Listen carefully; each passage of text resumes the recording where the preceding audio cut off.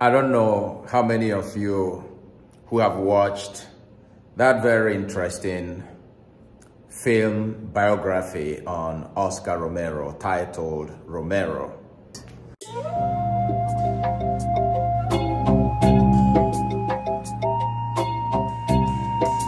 So the film opens with Romero being made the Archbishop of San Salvador. And he begins having so many rich friends from the ruling oligarchs. However, he was transformed. Indeed, he witnessed a conversion with the assassination of his Jesuit friend, Rutilio Grande, who was a champion for the poor. And that changed Romero. And we see a scene where later in that film, one of Romero's rich friends comes and asks him to baptize her child, her baby. Romero is delighted. She suggests that a Sunday in December will be a very nice day to do the baptism. And Romero says, wonderful, that's a very popular time. There will be a lot of people coming to be baptized. Then the woman tells Romero that she was hoping to have a private baptism. And Romero replies, no, we don't do that anymore. So the woman says, you mean you want to baptize my child with a bunch of Indians? The Archbishop nodded, yes. The woman in anger left with these words, you have deserted us. I don't know about you, but how many times have you thought of yourself as different or better than others? How many times have you felt that you are superior to other people? And that other people, especially the poor, the sick, the migrants, the prisoners, and all those that society rejects do not belong? How many people, how many of God's children are dying in our world today because they live in abject poverty and in polluted slums where kids dance on human wastes and play in rising garbage dumps? And how many of God's children are hanging on the cross today, hanging on to bare existence because of our socio-economic and political policies? Even in our churches, how have we interpreted the words of Jesus in today's gospel? I am the way, the truth, and the life.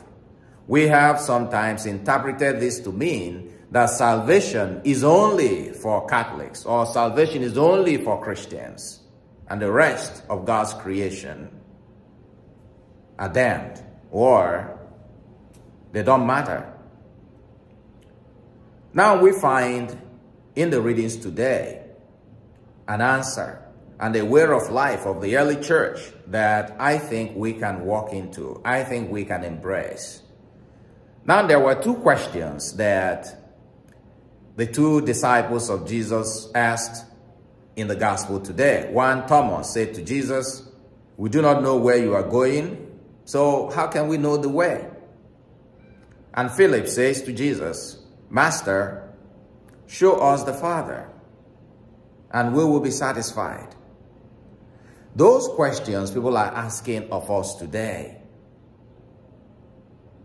They're asking us for the way. They're asking churches, Christians, where is the way to the future for humanity today in this wounded and broken world of so much suffering, so much pain, so much anguish, so much emptiness, so much anger, especially since COVID? People are asking, how can we find abundant life? How can we find the light? And what is the truth? The answer, I believe, was given today in the gospel, in the first reading. And that's the answer the churches today and Christians should give to the world. The world that is searching for God can find it in churches that embody the practice we find in the first reading, in the Acts of the Apostles. We hear that the Hellenists had complained that their widows were being neglected. So the first thing we understand is that the early church was a listening church. A church where people can bring their pains and lamentations to the leaders, and they will not only listen to them, they will not only hear them, but they will heed. That is, they will respond. It's not enough to listen. It is important that you respond adequately. So they responded by being bold to create a new ministry, the diaconate. So the early church, with little means, were responding to the needs of their times by creating ministries like what we have in the first reading today of the diaconate, in order to attend to the needs of some members of the community, in order to bring love concretely into the lives of some members of the community who felt marginalized and who were suffering. In our churches today, are we bold enough to respond to the needs, to the cries and brokenness and wounds of our times? I think that is the challenge of the gospel for us. Yes, Jesus says to us in the gospel, do not let your hearts be troubled. But there are so many people whose hearts are troubled, looking at the way the world is today. There are many people whose hearts are troubled because they feel marginalized. They feel that their voices are not being heard. There are many people who are troubled today because of their sickness, because of their situation, because of the general emptiness that they feel. Some feel lonely, some feel abandoned. How can they be healed? How can they meet Jesus today?